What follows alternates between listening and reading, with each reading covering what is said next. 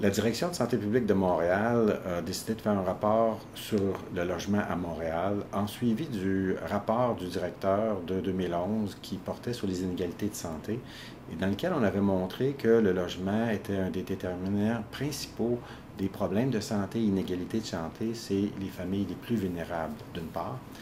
Et d'autre part, parce qu'on travaille depuis longtemps à faire des enquêtes sur des signalements reliés à l'insalubrité des logements. Et on était à même de voir des impacts sur la santé importants des personnes qui vivaient dans des conditions d'insalubrité de leur logement.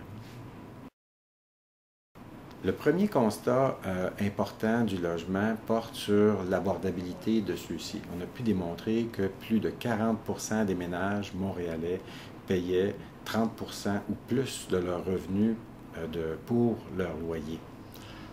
Ce qui donne un lien très direct avec leur capacité de pouvoir se payer d'autres dépenses, que ce soit au niveau de l'alimentation ou de toutes leurs autres activités. 95 000 ménages mentionnaient le fait d'avoir une forme d'insécurité alimentaire, donc de ne pas savoir s'ils vont pouvoir payer pour eux ou pour leur famille les aliments nécessaires, donc d'utiliser à l'occasion des banques alimentaires.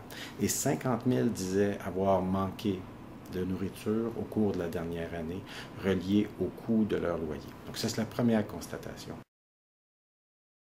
Le deuxième constat, c'est que 30% des ménages mentionnaient avoir au moins un facteur d'insalubrité dans leur logement. Parmi ceux-ci, on note notamment les moisissures, les infiltrations d'eau, 20% des ménages en rapportaient, ou des vermines, 10% des ménages en rapportaient. Chez les locataires, la situation est encore pire. 3 fois plus de locataires que de propriétaires mentionnaient avoir des infiltrations d'eau ou des moisissures au sein de leur logement. On sait que ça, c'est lié à des problèmes respiratoires augmentés. Par exemple, il y a plus de 5 000 enfants qui ont des problèmes d'asthme reliés aux infiltrations d'eau ou aux moisissures, ce qu'on avait démontré dans une étude antérieure. Parmi les autres répercussions sur la santé, notamment reliées à l'abordabilité, on peut mentionner le fait d'avoir de la difficulté à pouvoir se payer des aliments au jour le jour. Et ce que ça veut dire pour les enfants, c'est d'avoir des problèmes reliés à leur développement psychique, développement psychomoteur, mais aussi à être dépendant d'avoir une alimentation de mauvaise qualité, donc moins de fruits, moins de légumes, ce qui veut dire plus d'obésité, plus de diabète, plus de maladies cardiovasculaires et même plus de certains cancers. Donc, ce qui explique une partie des inégalités de santé qu'on a bien reportées au niveau des populations qui étaient plus pauvres à Montréal. Parmi les solutions qui sont regardées, c'est des solutions qui sont systémiques.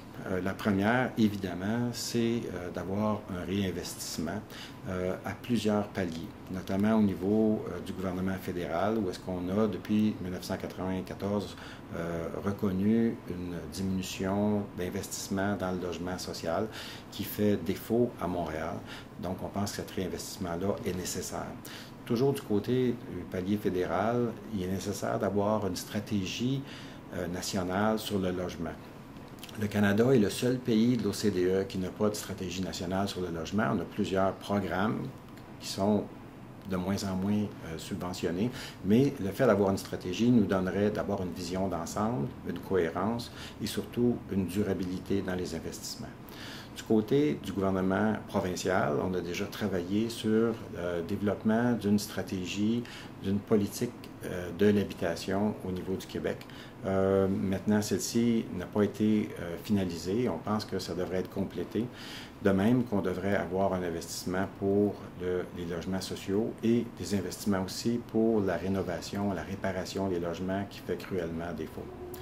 Enfin, du côté municipal, ce n'est pas toutes les municipalités de l'île de Montréal qui ont une réglementation qui est adéquate pour la salubrité des logements. On pense que ça, c'est nécessaire, d'une part, et d'autre part, augmenter la capacité au niveau de l'inspection, qui aussi a une grande variabilité dans sa mise en application sur l'île de Montréal.